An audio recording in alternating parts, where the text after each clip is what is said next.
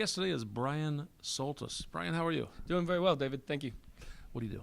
I am the technical evangelist at Kentico Software. It's a .NET-based CMS, and I basically just do a lot of proof of concepts and talk to a lot of people. So it's pretty cool. You ever work with a thing called Azure?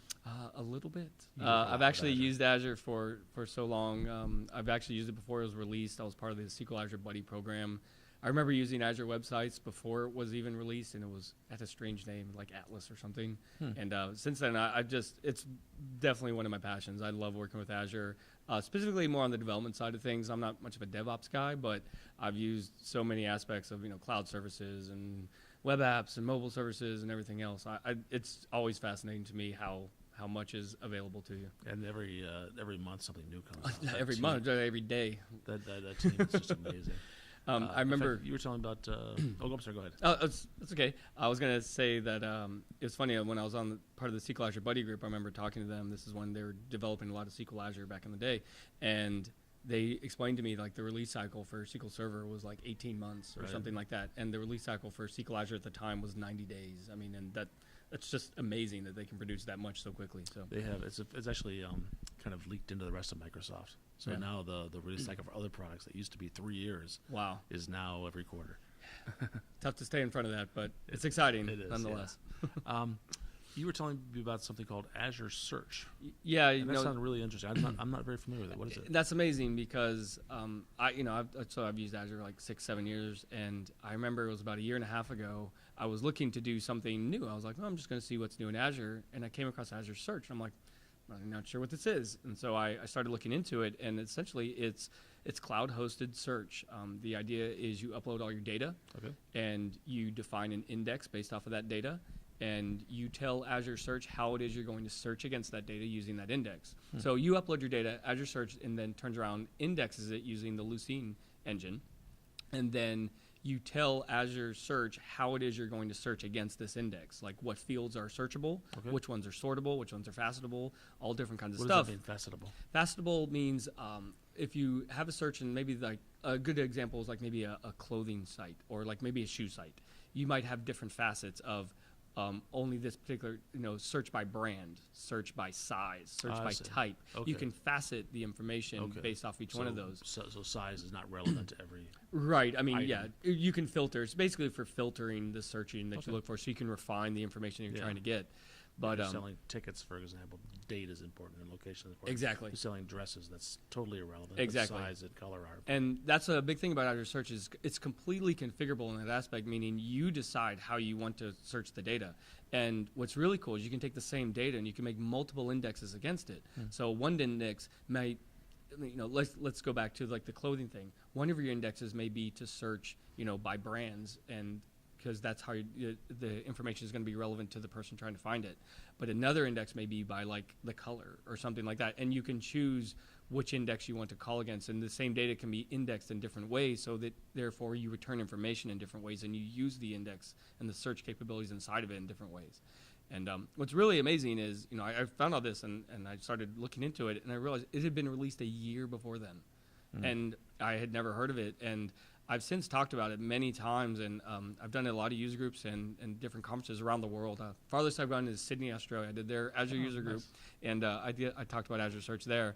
And it's My really brother cool. lives in Sydney. Australia. Really? Maybe he was at the user group. I don't know. I doubt it. But it's really interesting because it's very powerful. And it's something a lot of people haven't really looked into yet, but it's very cool, and the different things that you can do with it are amazing. And it's, search is one of those things, and this is how I kind of start all the talks I give. It's like, it can be so complex, and it's different for everybody in every industry.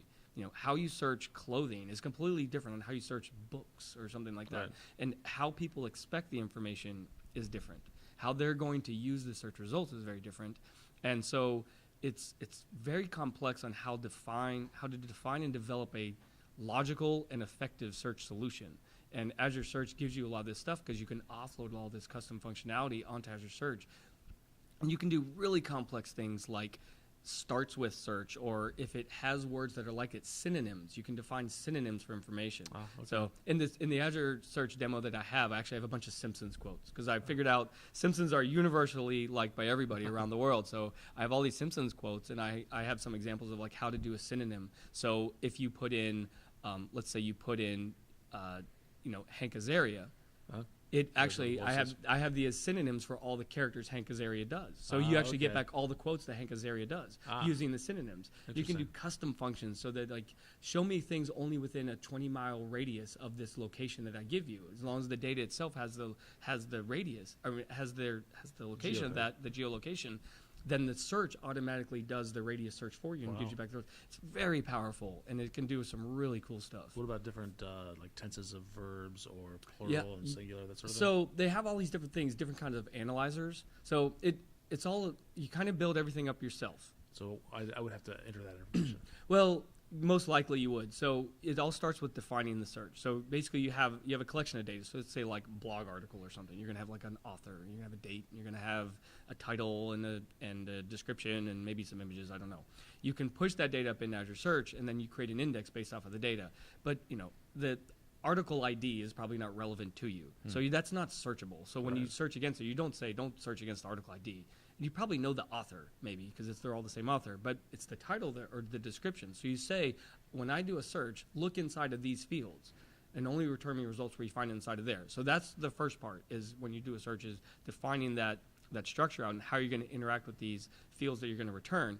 But even that it's like you can say, okay, look inside of the description, but the default analyzer is just going to look for how many times that particular phrase occurs inside of there. But they have other analyzers and custom analyzers so that you can define, look inside of the description field, but don't just look for the word. Look for things that are similar to the word, or different tenses, or words that start with that or end with that. How about common misspellings of words? Yep, there's built-in analyzers do common misspellings, all those kinds of things, like sounds like, similar things like that. And so it's very customizable in that capacity because you can do so much with it. Now you said that you upload your data to the search engine. Does that mean that if I have, let's say, an e-commerce site, that I'm now going to have two copies of my data, one uploaded to the search engine and one the catalog that they're... So if you are... I need to keep in sync? If you are... It all really depends on where your data is. Okay. If you are using, some other hosting for your data, like whether that's on-premise or another cloud solution or something, then you have to push that data. Azure Search can only look at data inside of Azure.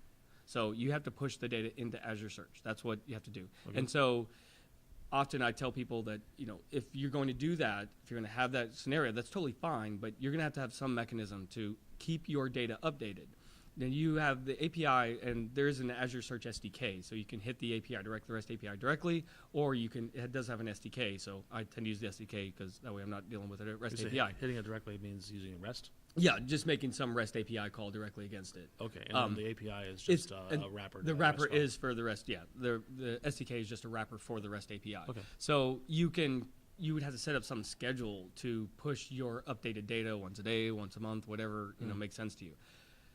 If your site is hosted in Azure, Azure Search can see it. So in that case, you don't have to push your data up to it. You can set up an interval that Azure Search will just go update its own indexes on a scheduled time. Every 5 minutes, I think, is the earliest you can do. Well, that sounds really appealing. So if your data is already in Azure, whether that's in an Azure database, or if it's in an Azure VM, or if it's in like DocumentDB, or I think it even can hit Azure Tables now. And so if that's the case, it will automatically keep the index up to date at whatever interval you tell it to, and you don't have to do anything. Wow. So that's obviously the least amount of development that someone has to do.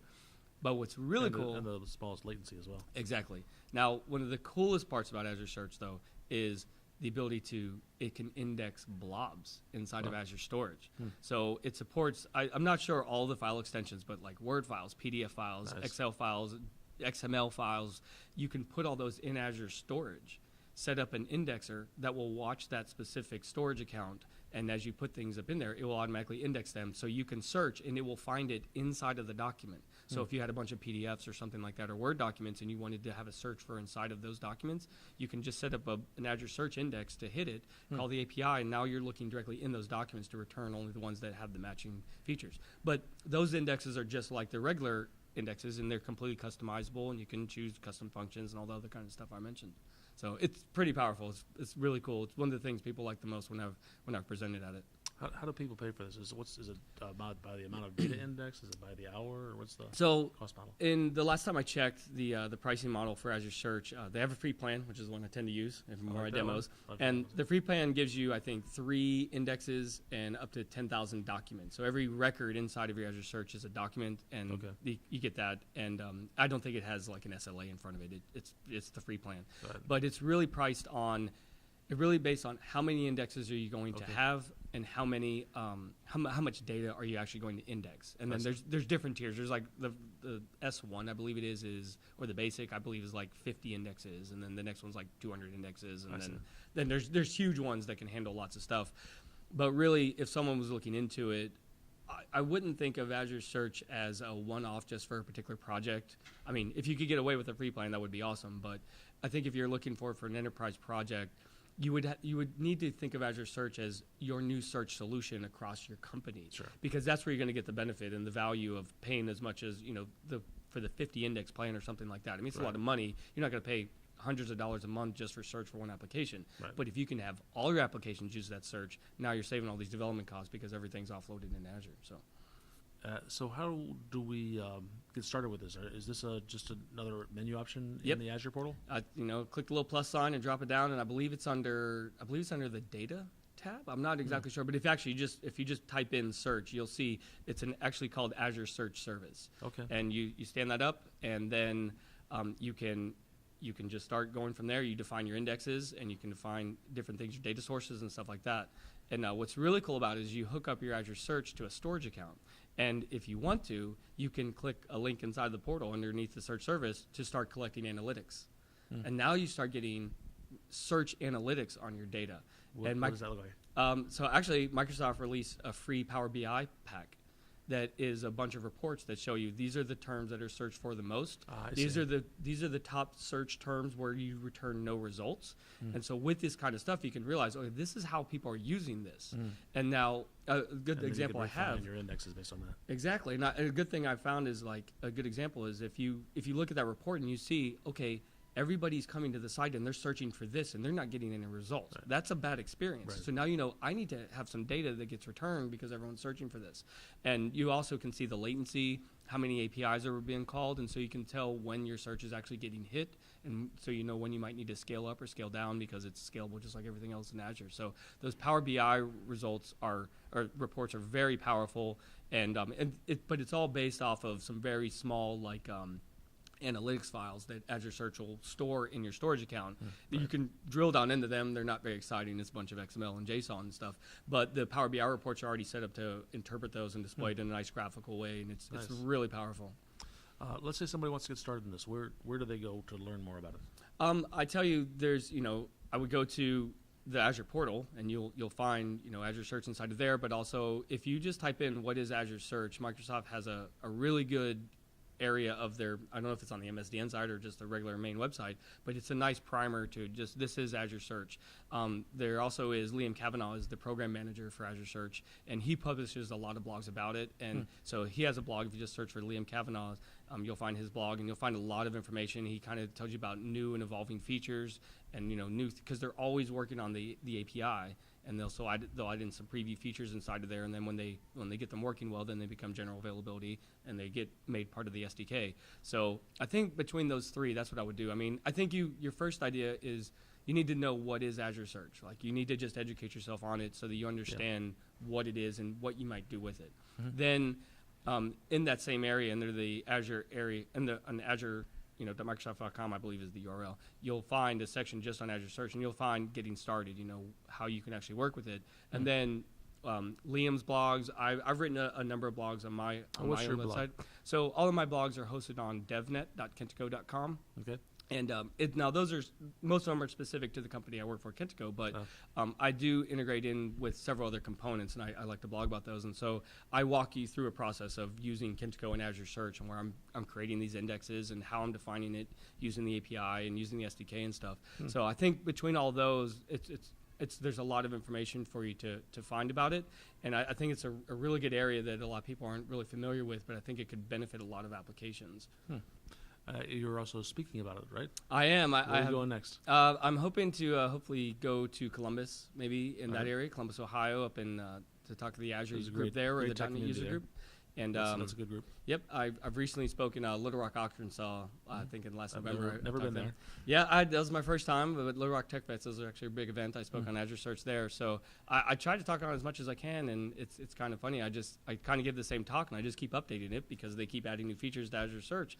But I find more and more that developers just haven't been aware of it. So I really like talking So about we something need to new. do a better job of getting the word out. Hey, Hopefully this is a start. that's right. But you guys, if you're listening on the product team, let's evangelize this. Bryan, So- thank you so much. Thank you, David. I really appreciate it.